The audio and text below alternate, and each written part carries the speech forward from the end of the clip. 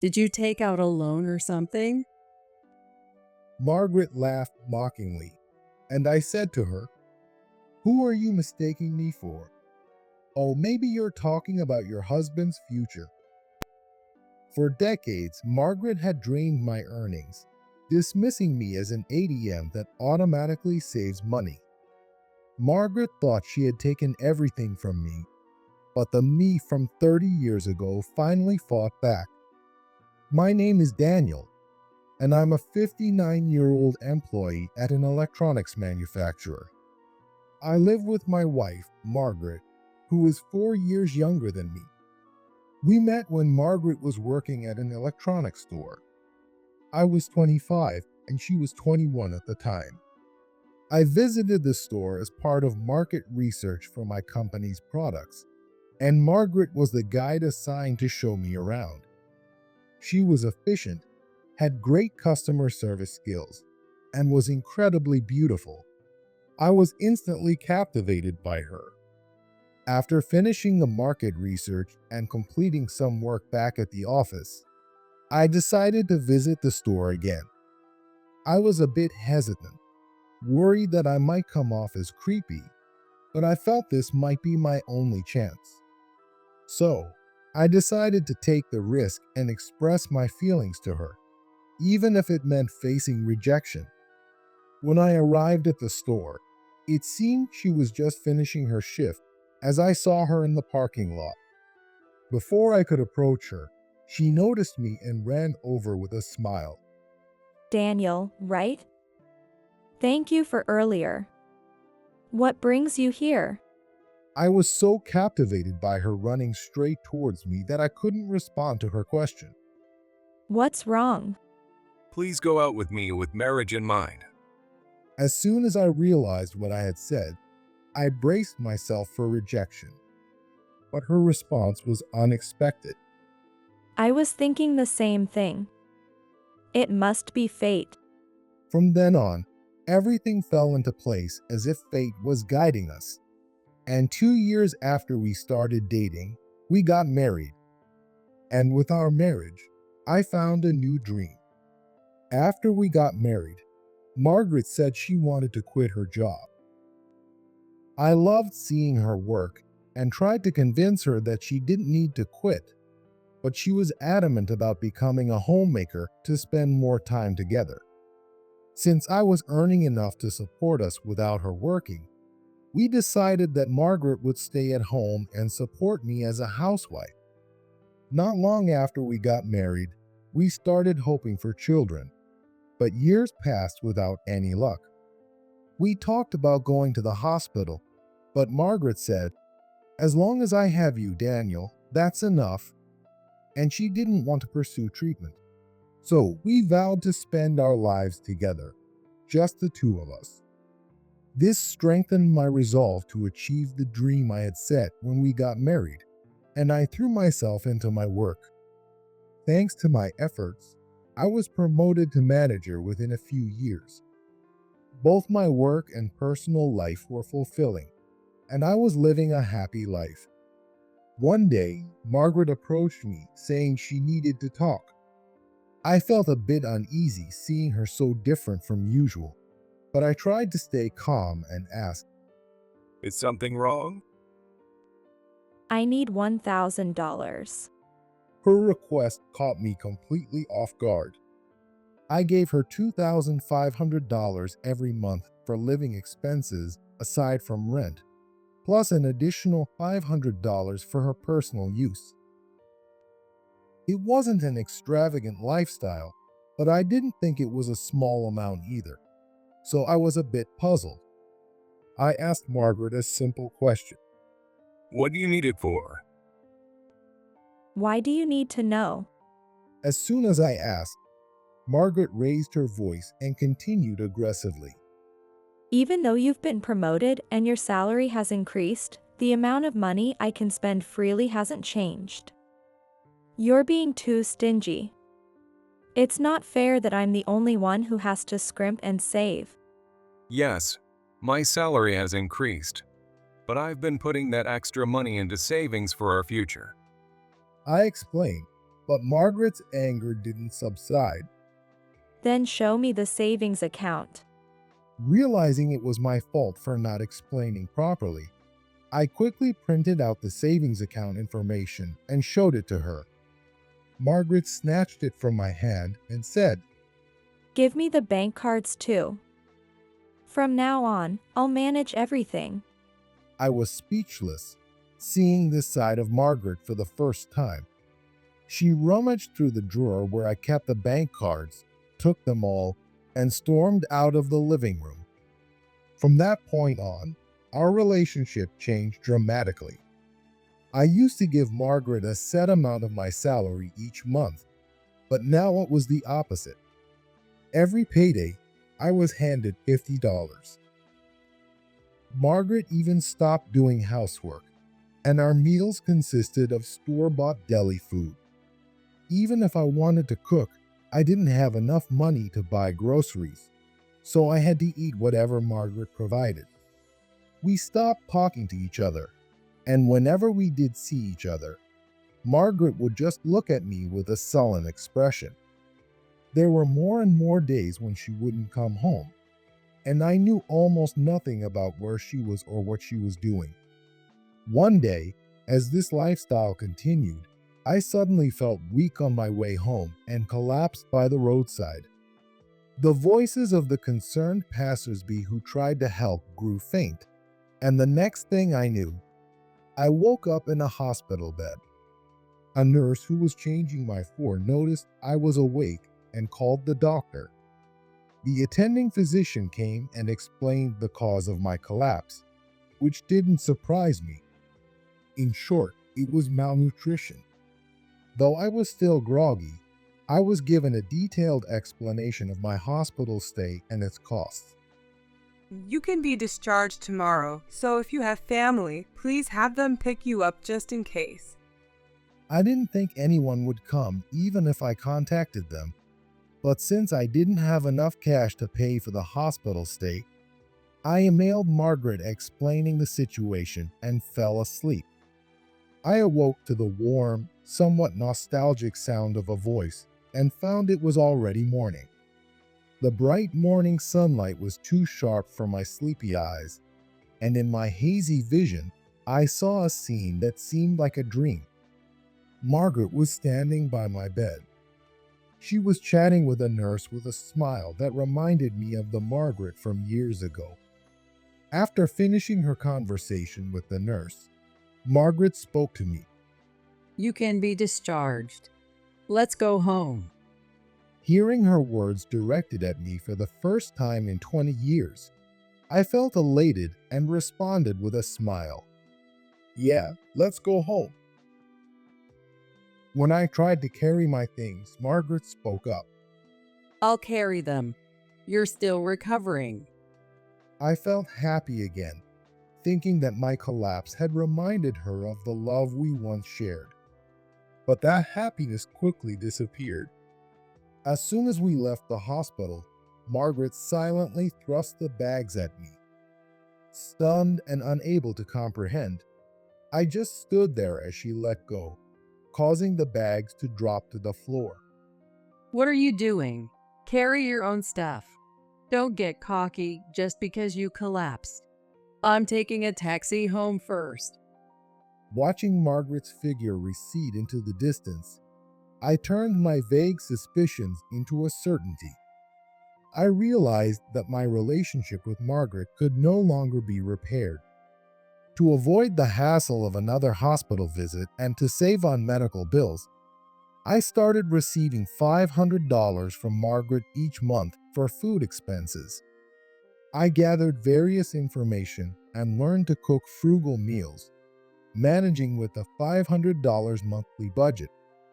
Walking around the grocery store, considering nutrition, and hopping from store to store for the best prices turned out to be surprisingly enjoyable. Just as I settled into this routine, Margaret almost completely stopped coming home. I knew from before our marriage that her relationship with her parents wasn't good and had no idea where she was living. But since all my earnings went to her, I didn't need to worry about her. When I reached my 50s, the CEO, John, offered me a position as an executive. Of course, I was happy, but given my current situation, there was no benefit for me in getting promoted. I planned to retire by the time I reached my 60s, so I had no hesitation in turning down the offer. I declined the promotion and also mentioned my upcoming retirement during the same conversation. After my talk with John, I finished work as usual and went home, where I saw a pair of flashy high-heeled shoes at the entrance. I heard the sound of someone, presumably the owner of those shoes, stomping towards me. When I looked up, there was Margaret, approaching with a furious expression. What's your deal? I heard you turned down the promotion, and you're retiring? I never agreed to that. Not bringing in money makes you completely useless. Margaret stormed up to me, spitting out her words. For a moment, I felt a chill, but I held my ground.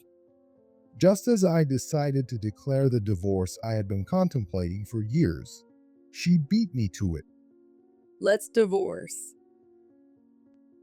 What? I was stunned to hear the very words I was about to say. I never expected Margaret to ask for a divorce. She wasn't working since she was still on my insurance, and from her appearance, it was clear she wasn't saving my earnings. How do you plan to live? I wasn't really worried, but I couldn't help asking the question. Margaret responded with a smug smile. I have someone else, so there's no problem. Did you really think I couldn't live without you? You're nothing but an ATM that automatically saves money. With that, she shoved me aside and left the house. I finally understood why she hadn't been coming home. But even knowing that she had been cheating didn't stir any emotions in me. A while later, with Margaret still away from home, I received divorce papers along with documents stating that a housewife is entitled to half of the assets. I wanted the divorce to be finalized as soon as possible, so I agreed to all of Margaret's demands without involving lawyers. Despite being married for over 30 years, the process was surprisingly quick. Whether true or not, Margaret claimed she had spent all the money, so nothing came back to me. The only silver lining was that I wasn't burdened with a mortgage. By the time people generally think about getting their dream home, our marriage was already broken, so we never bought a house. Once the divorce was finalized, I left the company as planned. The apartment Margaret and I had shared was too big for one person, so I moved into a small wooden apartment. About 2 years after the divorce, I received a call from John. Please, come to the office immediately. What's going on? Just come, please. John's desperate plea left me no choice but to head to the office without knowing the reason. When I entered the CEO's office, John suddenly apologized. I'm sorry. I was completely clueless about the situation. What happened? What are you talking about? John took a deep breath, as if steeling himself, and then spoke heavily. I married Margaret. As I listened, it became clear that the someone else Margaret had mentioned was John, who was now apologizing in front of me. Apparently, when Margaret had once come to the office to bring me something I had forgotten, John, who was then an executive, fell in love at first sight. He found out my address from company records and started visiting Margaret when I wasn't home, deepening their relationship. In hindsight, it was odd that Margaret knew about my promotion rejection and my plan to retire on the day she asked for a divorce. I was too stunned at the time to realize. John had been married then, but as soon as he heard about my divorce from Margaret, he left his wife and proposed to her. They got married quickly, but after the wedding, Margaret changed. From that point on, John's experience mirrored mine. He became completely subservient to Margaret and made her the vice president. As a result, Margaret started doing whatever she pleased within the company, causing employees to quit one after another. Desperate and facing the prospect of losing all his employees, John turned to me for help. She spent all the money, and now I can't even pay taxes. After John finished talking, I coldly replied, "Are you done? I'm not exactly free." John desperately clung to my legs as I headed for the door. Please. He kept shouting, but I ignored him and left the CEO's office. When I reached the entrance, I saw Margaret. As I tried to walk past her, she called out to me. I heard you quit your job and moved, even though you have no money. Did you take out a loan or something? "Who are you mistaking me for? Oh, maybe you're talking about your husband's future." I told Margaret everything I had just heard from John, even though she knew nothing about it. After hearing my story, Margaret laughed mockingly. It's pathetic that you tell such obvious lies just because I dumped you. Are you still hung up on me? "You really don't know anything, do you?" "Well, you never knew anything about me either." I revealed the truth I had kept hidden from Margaret. "You left me, remember? Why would I be hung up on you?" I laughed and walked away, leaving Margaret's screams echoing in the entrance. Actually, when I got married, I set a goal and started investing in stocks. That goal was to spend a peaceful retirement with Margaret. Although it's no longer necessary, this early investment saved me. I intended to surprise Margaret, so I kept it a secret and worked on it diligently. To ensure it remained undiscovered until the right time, I rented a safe deposit box and stored all documents and banking cards related to the investment there. Ironically, this meticulous preparation for a surprise ended up being useful. Even when Margaret ransacked the house and took everything related to my finances, the investment funds were safe because of the safe deposit box. I didn't involve a lawyer during the divorce for this reason. If we went through the formal process of asset division, Margaret would find out about this money and claim half of it. To avoid that, I quickly agreed to all of Margaret's demands and divorced her. Even when Margaret treated me badly, I never touched this money, thinking about my future. I did end up in the hospital, but all's well that ends well. After I started receiving $500 a month, I focused on saving and added as much as I could to the investment funds. And as planned, I accumulated $50 million in assets over 30 years. So by the time we divorced, I already had $50 million. As I expected, once Margaret found out, she demanded a share of the assets. If you refuse, I'll hire a lawyer and take you to court. Margaret ranted and raved, but by the time I told her everything, 2 years had already passed since the divorce. While asset division can be claimed post-divorce, the right expires after 2 years. Unaware of this, Margaret's threats to hire a lawyer and cause a commotion were nothing short of ridiculous. The day I revealed the whole truth, I received a call from a former subordinate who had witnessed Margaret screaming in the entrance. As we haven't seen each other in a long time, I went out for drinks with a few of them, and at the bar, my former subordinates began to talk about everything that had happened since Margaret came to the company. Apparently, John had delegated all the detailed management tasks to his then-wife, and after marrying Margaret, the company fell into chaos. Margaret, now the vice president, treated the employees like personal servants, making them run errands and buy her meals. Employees quit one after another, work was neglected, and dealings with clients suffered.